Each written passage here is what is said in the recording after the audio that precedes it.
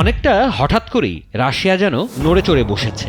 বিশ্ব দরবারে প্রতিদিনই রাশিয়া তাদের কোনো না কোনো শক্তি প্রদর্শনী করে চমকে দিচ্ছে। ইসরায়েলের সঙ্গে ইরানের সম্ভাব্য সংঘাত যখন সময়ের সাথে সাথে দিক পরিবর্তন করছে, তখন রাশিয়া খামেনির পক্ষ নিয়ে নিত্য নতুন বার্তা দিয়েই যাচ্ছে। ইরানের সামরিক খাতেও যোগ দিল রাশিয়া, যার মাধ্যমে এবার মস্কোর সহায়তা পাবে তেহরান। মধ্যপ্রাচ্যে সন্ত্রাসবাদ মোকাবেলায় একযোগে কাজ করবে এ দুই দেশ। ইরানের সাথে পরমাণু খাতসহ অন্যান্য খাতে সহযোগিতা করতে দেশটির সাথে চুক্তি করে রাশিয়া, জানিয়ে অনেক আগে থেকেই চিন্তিত নেতানিয়াহু। চলতি বছরের শুরুতে রাশিয়ার সাথে কৌশলগত চুক্তি করে ইরান, যার মাধ্যমে আগামী ২০ বছর প্রযুক্তি, যোগাযোগ ও পরমাণু খাতের উন্নয়নে তেহরানকে সহায়তা করবে রাশিয়া। রুশ প্রেসিডেন্ট ভ্লাদিমির পুতিনের সাথে এই চুক্তি করেন ইরানের প্রেসিডেন্ট মাসুদ পেজেশকিয়ান, তাও আবার মার্কিন প্রেসিডেন্ট ডোনাল্ড ট্রাম্প ক্ষমতায় বসার কিছুদিন আগে। এবার মস্কোতে রাশিয়ার নিরাপত্তা পরিষদের সচিব সের্গেই শোইগু ও ইরানের জাতীয় নিরাপত্তা কাউন্সিলের সচিব আলী আকবর আহমাদিয়ানের সাথে বৈঠক করেছেন। এই সময় দুই দেশের মধ্যকার সামরিক প্রযুক্তিগত সহযোগিতা জোরদারের বিষয় নিয়ে আলোচনা করেছেন। শোইগু জানান, ইরান রাশিয়া সম্পর্ক সব খাতে ক্রমেই সম্প্রসারিত হচ্ছে এবং নিয়মিত রাষ্ট্রপ্রধান পর্যায়ে যোগাযোগ চলছে।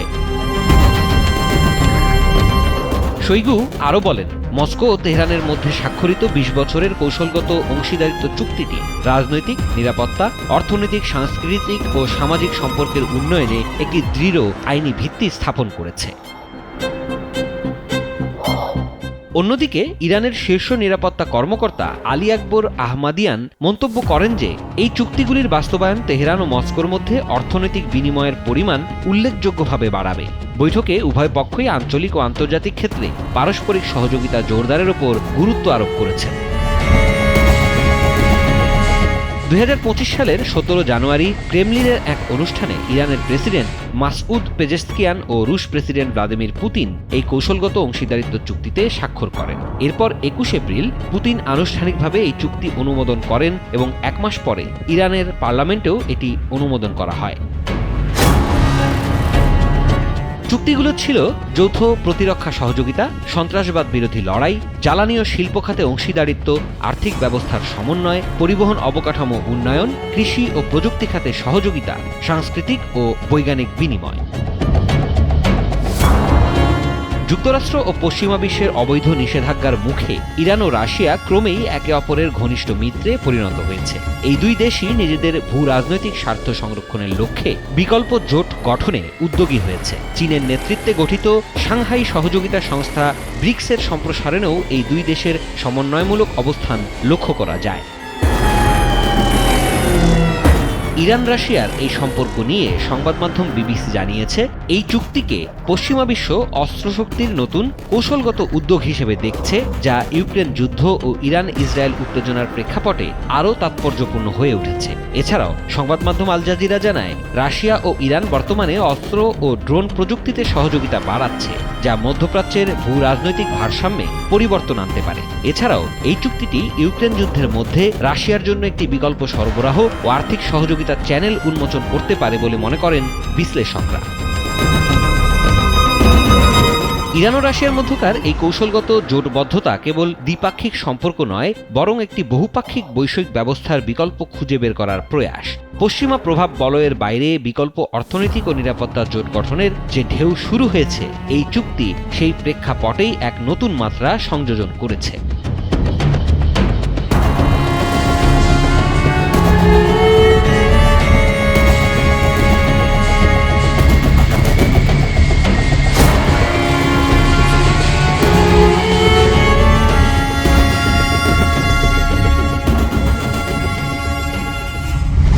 গাজায় যুদ্ধ অবসানে যুক্তরাষ্ট্রের মধ্যপ্রাচ্য বিষয়ক বিশেষ দূত স্টিভ উইটকফ একটি প্রস্তাব দিয়েছে।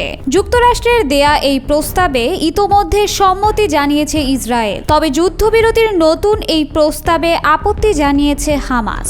গাজা ইস্যুতে এরই মাঝে বিশ্ব বিবেক বেশ খানিকটা জেগে উঠেছে।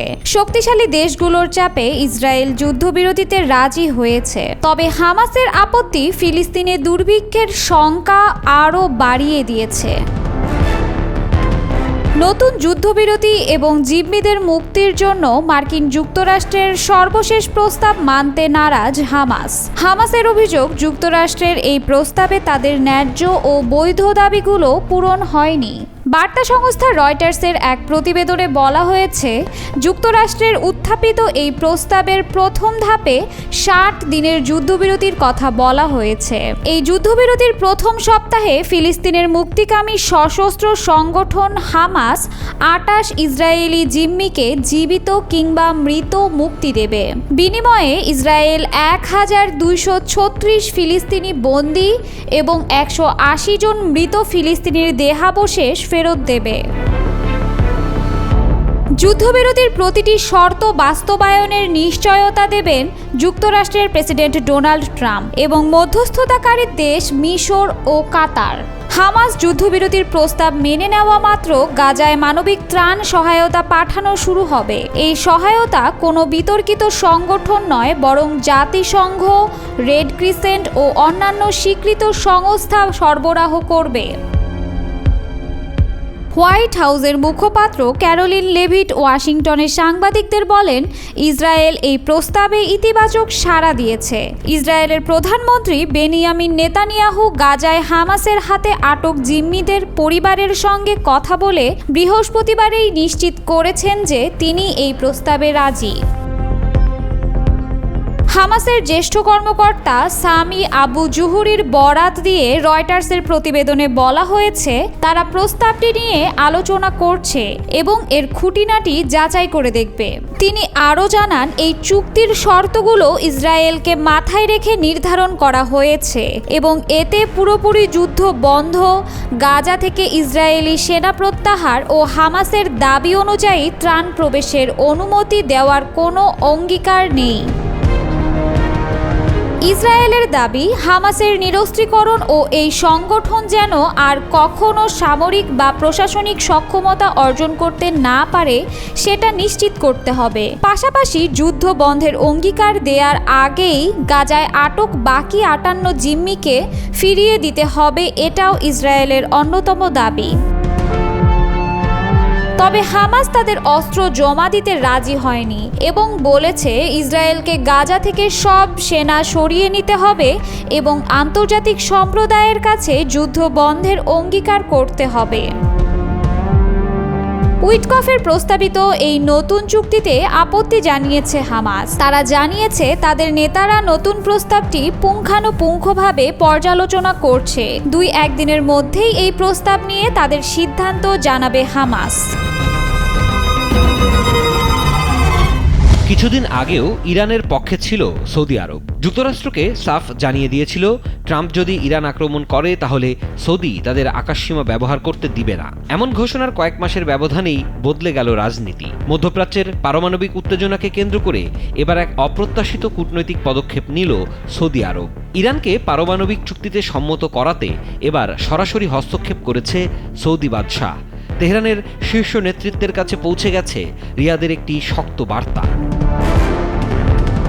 রয়টার্স জানিয়েছে, গত মাসে এক রুদ্ধদ্বার বৈঠকে ইরানের প্রেসিডেন্ট মাসুদ পেজেশকিয়ান, সেনাপ্রধান মোহাম্মদ বাঘেরি ও পররাষ্ট্রমন্ত্রী আব্বাস আরাগচির সঙ্গে দেখা করেন সৌদি যুবরাজ প্রিন্স খালিদ বিন সালমান। আর এই সফরে তিনি পৌঁছে দেন 89 বছর বয়সী সৌদি বাদশাহ সালমানের একটি বার্তা, যা ছিল ইরানের সর্বোচ্চ নেতা আয়াতুল্লাহ আলী খামেনির উদ্দেশ্যে।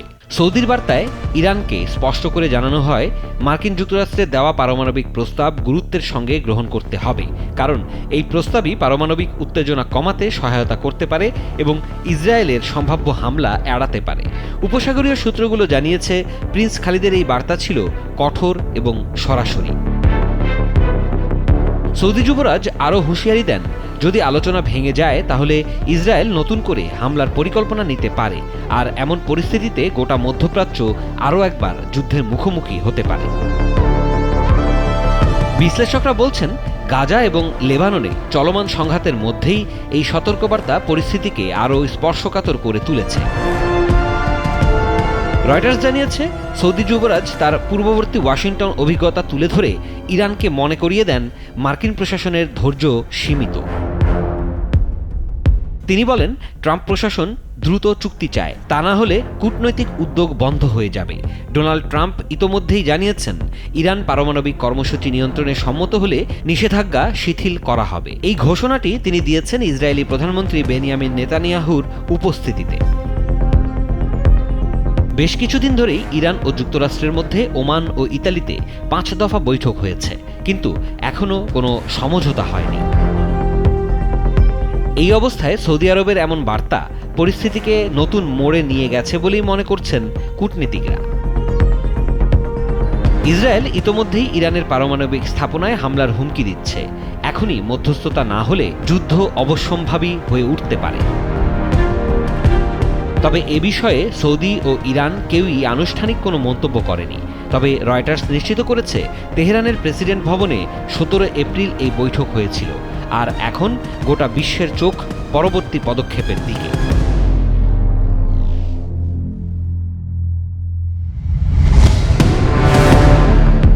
সৌদি আরব ও ফ্রান্সের মধ্যস্থতায় নতুন করে শুরু হতে যাচ্ছে স্বাধীন ফিলিস্তিন গঠনের আলোচনা। যুক্তরাষ্ট্রের সাথে $600 বিলিয়ন চুক্তির পর ফিলিস্তিনের বিষয়ে সৌদি আরবের এই সরাসরি হস্তক্ষেপে হতবাক ট্রাম্প।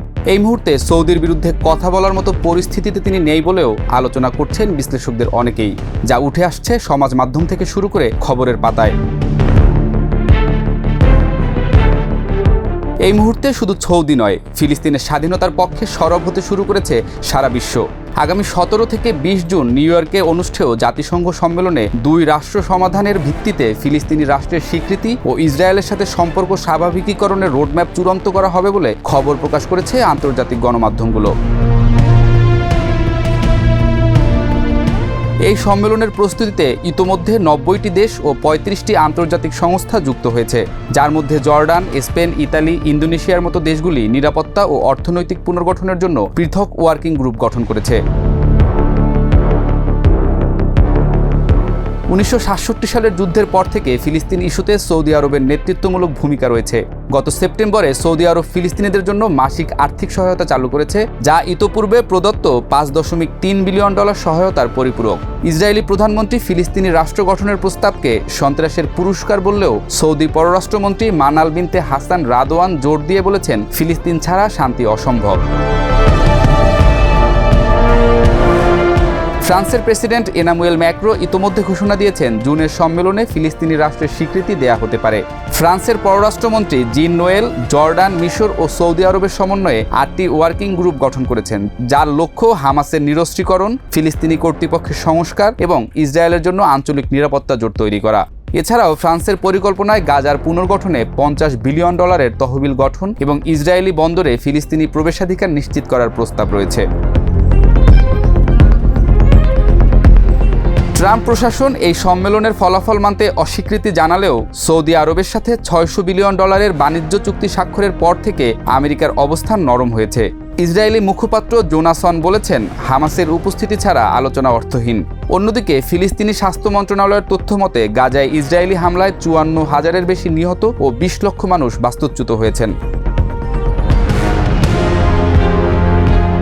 এই সম্মেলনের মাধ্যমে 2025 সালের মধ্যে ফিলিস্তিনের পূর্ণ জাতিসংঘ সদস্যপদ অর্জনের সম্ভাবনা প্রকট হচ্ছে, যা ফিলিস্তিনের মুক্তির দাবিকে আরও বেগবান করে তুলবে বলে মনে করছেন অনেকেই।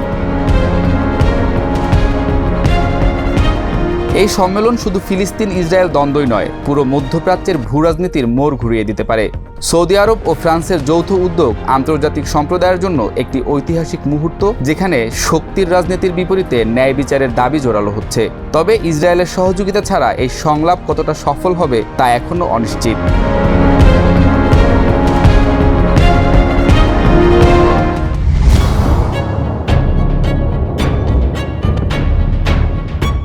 আধুনিক ভূরাজনীতিতে পরমাণু অস্ত্র শুধু ধ্বংসের হাতিয়ার নয়, বরং কূটনৈতিক চাপ, সামরিক প্রতিরোধ এবং রাষ্ট্রীয় নিরাপত্তার এক প্রকার ছায়াঢাল হিসেবে কাজ করে। এই অস্ত্রধারার মধ্যে সবচেয়ে রহস্যময় এবং বিতর্কিত অবস্থানে রয়েছে ইসরায়েল। স্যামসন অপশন নামক নীতির মাধ্যমে দেশটি এমন এক পরমাণু কৌশল গ্রহণ করেছে, যা আত্মরক্ষা ও প্রতিশোধের চূড়ান্ত সীমা অতিক্রম করে ধ্বংসাত্মক এক মনোভাবকে তুলে ধরে। স্যামসন অপশন শব্দটি হিব্রু বাইবেলের একটি যুদ্ধের ঘটনা থেকে নেওয়া হয়েছে। সেই ঘটনায় স্যামসন শত্রুদের হাতে বন্দী হওয়ার পর শত্রুদের ঘাঁটিতে শত্রুদের সাথে নিজেও মৃত্যুবরণ করেন। ইসরায়েল এই কাহিনীর আদলে তাদের পরমাণু কৌশলের নাম দেয় স্যামসন অপশন, যার মূলে রয়েছে একটি বার্তা: যদি আমরা শেষ সীমায় পৌঁছাই তবে শত্রুকেও ধ্বংস করে যাব। এই নীতির মাধ্যমে ইসরায়েল এক ধরনের মনস্তাত্ত্বিক বার্তা দেয় শত্রু ও বিশ্ব সমাজকে। দেশটির অস্তিত্ব হুমকির মুখে পড়লে তারা এমন আত্মঘাতী প্রতিক্রিয়া দেখাতে পারে যা অঞ্চল জুড়ে বিপর্যয় ডেকে আনবে বলে মনে করেন বিশ্লেষকরা। 1960-এর দশকে যখন বিশ্ব দুই পরাশক্তি সোভিয়েত ইউনিয়ন ও যুক্তরাষ্ট্রের ঠান্ডা যুদ্ধ নিয়ে বিভক্ত, তখন ইসরায়েল চুপিসারে পরমাণু অস্ত্র তৈরির পথে এগিয়ে যায়। ফরাসিদের সহায়তায় ডিমোনা পারমাণবিক চুল্লি নির্মাণ করে দেশটি। আজ পর্যন্ত ইসরায়েল কখনো আনুষ্ঠানিকভাবে স্বীকার করেনি যে তাদের পরমাণু অস্ত্র রয়েছে। এ নীতিকে বলা হয় পারমাণবিক অস্পষ্টতা, যেখানে অস্ত্রের অস্তিত্ব অস্বীকারও করা হয় না, আবার স্পষ্ট করেও বলা হয় না। এতে শত্রুদের মনে একটি অনিশ্চয়তা ও ভয় তৈরি হয়। বিভিন্ন আন্তর্জাতিক গবেষণা সংস্থা ও গোয়েন্দা তথ্য অনুসারে ইসরায়েলের কাছে বর্তমানে প্রায় 80 থেকে 90টি পরমাণু বোমা রয়েছে। এর মধ্যে রয়েছে জেরিকো সিরিজের ক্ষেপণাস্ত্র, যেগুলো 1000 কিলোমিটার দূরে আঘাত হানতে সক্ষম; ডলফিন আকৃতির সাবমেরিন, যেগুলো জার্মানির তৈরি এবং পারমাণবিক ক্ষেপণাস্ত্র উৎক্ষেপণে সক্ষম; রয়েছে F-15 ও F-16 যুদ্ধবিমান, যার মাধ্যমে আকাশপথেও পরমাণু আঘাত হানা সম্ভব। স্যামসন অপশন এর মাধ্যমে ইসরায়েল অর্জন করেছে সেকেন্ড স্ট্রাইক ক্যাপাবিলিটি, অর্থাৎ যদি কেউ প্রথমে ইসরায়েলের ওপর পরমাণু হামলা চালায় তবে তারা নিজেদের গোপন ঘাঁটি থেকে পাল্টা পরমাণু হামলা চালাতে সক্ষম। ইসরায়েলের এই কৌশল শুধু মধ্যপ্রাচ্য নয়, গোটা বিশ্বের নিরাপত্তা ব্যবস্থায় এক বিশেষ অনিশ্চয়তা সৃষ্টি করেছে। বর্তমানে ইসরায়েলের এই স্যামসন অপশনের কারণে ইরান, সৌদি আরব সহ বিভিন্ন রাষ্ট্র নিজেদের জন্য হুমকি মনে করছে, যার ফলে তারা প্রতিরোধমূলক উদ্যোগ নিতে চায়। তবে ইসরায়েল কার্যত এনপিটি চুক্তিতে স্বাক্ষর করেনি, অর্থাৎ তারা পরমাণু শক্তিধর দেশ, যা এনপিটি চুক্তিকে প্রশ্নবিদ্ধ করেছে। এছাড়াও এটি বৈশ্বিক পরমাণু শৃঙ্খলায় এক ধরনের বৈষম্য ও দুর্বলতা তুলে ধরে। বিশ্লেষকরা বলছেন, কোনো এক চরম পরিস্থিতিতে যদি স্যামসন অপশন বাস্তবায়িত হয় তাহলে তা মানব সভ্যতার জন্য ভয়ঙ্কর পরিণতি ডেকে আনতে পারে। স্যামসন অপশন কেবল একটি সামরিক নীতি নয়, বরং এটি ইসরায়েলের অস্তিত্বের দর্শনেরই প্রতিচ্ছবি।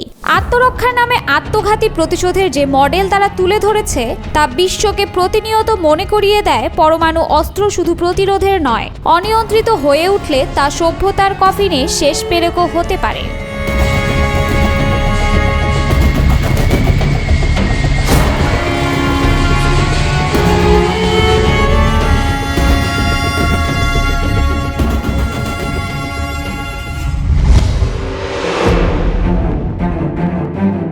হুতিরা যত হুঁশিয়ারি দিচ্ছে, ইয়েমেনে ইসরায়েলের আগ্রাসন ততই বাড়ছে। ইসরায়েলকে কেউ যেন থামাতেই পারছে না। নেতানিয়াহু যাদের কথায় থামতে পারেন, তারা ইসরায়েলকে নানা ধরনের হুমকি ধামকি দিলেও সুরটা ততটা শক্ত নয় যতটা শক্ত হলে ভয় পাবেন তিনি। আর নেতানিয়াহুর জেদি মনোভাবে ইয়েমেনের সাধারণ মানুষ প্রতিনিয়ত ঝুঁকি নিয়ে জীবন পার করছেন। ইসরায়েলি বাহিনীর সাম্প্রতিক বিমান হামলায় ইয়েমেনের রাজধানী সানার আন্তর্জাতিক বিমানবন্দর ক্ষতিগ্রস্ত হওয়ার পরপরই এলাকা পরিদর্শনে যান হুতি নিয়ন্ত্রিত ইয়েমেনের সর্বোচ্চ রাজনৈতিক পরিষদের প্রেসিডেন্ট মাহদি আল মাসাদ। সেখানে দাঁড়িয়ে তিনি বলেন, এই গ্রীষ্মেই ইসরায়েলকে আগুনে পুড়তে হবে, যা মধ্যপ্রাচ্যের চলমান উত্তেজনার পটভূমিতে এক তাৎপর্যপূর্ণ হুঁশিয়ারি বলে দাবি করেন বিশ্বের বিভিন্ন সংবাদ মাধ্যম। মাহাদি আল মাসাদ আরও বলেন, আমরা পিছু হটব না, আমরা আত্মসমর্পণ করব না, আমাদের ইচ্ছা শক্তি অপরাজেয়। ইসরায়েলি বিমান হামলা প্রমাণ করে যে আমাদের ক্ষেপণাস্ত্র তাদের জন্য কষ্টকর হয়ে উঠেছে। তিনি জানান, যত দ্রুত সম্ভব সানা বিমানবন্দরকে সচল করতে হবে। ইসরায়েলি আগ্রাসন যত বড়ই হোক না কেন, তা আমাদের প্রতিরোধ থামাতে পারবে না, বরং তা আমাদের হামলার মাত্রা ও গভীরতা আরও বাড়াবে, যোগ করেন তিনি। আন্তর্জাতিক সংবাদ মাধ্যম জানিয়েছে, ইসরায়েলের প্রধানমন্ত্রী বেনিয়ামিন নেতানিয়াহুর উদ্দেশ্যে সরাসরি হুঁশিয়ারি উচ্চারণ করে মাহাদি বলেন, তুমি কখনোই ইয়েমেনি ক্ষেপণাস্ত্র থেকে ইহুদিবাদী জনগণকে রক্ষা করতে পারবে না। তিনি বিশ্বব্যাপী যাত্রীদের সতর্ক করে বলেন, বেন গুরিয়ন বিমানবন্দরের উদ্দেশ্যে কোনো ফ্লাইটে ওঠার আগে সতর্ক থাকুন, কারণ দখলকৃত এই বিমানবন্দর আর নিরাপদ নয়। ইসরায়েল গাজা যুদ্ধ ইতোমধ্যে 20তম মাসে পা রেখেছে। গাজায় ইসরায়েলের অব্যাহত অবরোধ, বিমান হামলা ও গণহত্যার বিরুদ্ধে হুথি সমর্থিত ইয়েমেনি গোষ্ঠী একাধিকবার রেড সি ও ভূমধ্য সাগরে বাণিজ্যিক জাহাজের ওপর হামলা চালিয়েছে। মাহাদি আল মাসাদ বলেন, গাজায় গণহত্যা ও অবরোধ বন্ধ না হওয়া পর্যন্ত ইয়েমেন ফিলিস্তিনিদের পক্ষে লড়াই চালিয়ে যাবে। এই হুঁশিয়ারি এমন এক সময়ে এলো যখন ইসরায়েল ও ইরানের মধ্যে পরমাণু কর্মসূচি নিয়ে উত্তেজনা চরমে পৌঁছেছে। যুক্তরাষ্ট্র ও ইউরোপের চাপে ইরান নিজের পরমাণু কর্মসূচি সীমিত করার প্রতিশ্রুতি দিলেও তেহরান দাবি করছে ইসরায়েল গোপনে পারমাণবিক অস্ত্র সংগ্রহে লিপ্ত। ইরানের পররাষ্ট্র মন্ত্রণালয়ের মুখপাত্র ইসমাইল বাঘাই সম্প্রতি বলেন, ইসরায়েলের আগ্রাসন ও পরমাণু দ্বৈতনীতি মধ্যপ্রাচ্যের স্থিতিশীলতার প্রধান বাধা। হুতিদের প্রতিরোধ প্রকৃত অর্থে স্বাধীনতার সংগ্রাম। হুতি নিয়ন্ত্রিত ইয়েমেন বহুদিন ধরেই সৌদি জোটের বিরুদ্ধে লড়াই করলেও ইসরায়েল ফিলিস্তিনির সংঘাত ঘনীভূত হওয়ার পর তারা নতুন কৌশল অবলম্বন করে। সাগরপথে জাহাজ চলাচলে বাধা দেওয়া, ড্রোন ও ক্ষেপণাস্ত্র হামলা চালানো এবং আঞ্চলিক প্রতিরোধ জোট গঠনের সক্রিয় ভূমিকা রাখছে তারা। বিশ্লেষকদের মতে, মধ্যপ্রাচ্যে ইরান, হিজবুল্লাহ, হুতি ও হামাসের ঐক্যবদ্ধ প্রতিরোধ ফ্রন্ট ইসরায়েলকে আরও আগ্রাসী করে তুলেছে। এতে করে সাধারণ মানুষ সবচেয়ে বেশি ক্ষতিগ্রস্ত হচ্ছে। মাহাদি আল মাসাদের এই হুঁশিয়ারি শুধু রণনীতি নয়, বরং আঞ্চলিক রাজনৈতিক বার্তাও বহন করে। এটি মধ্যপ্রাচ্যকে আরও উত্তপ্ত পরিস্থিতিতে ফেলতে পারে, যেখানে সামরিক সংঘাতের পাশাপাশি কূটনৈতিক জটিলতাও গভীর হচ্ছে।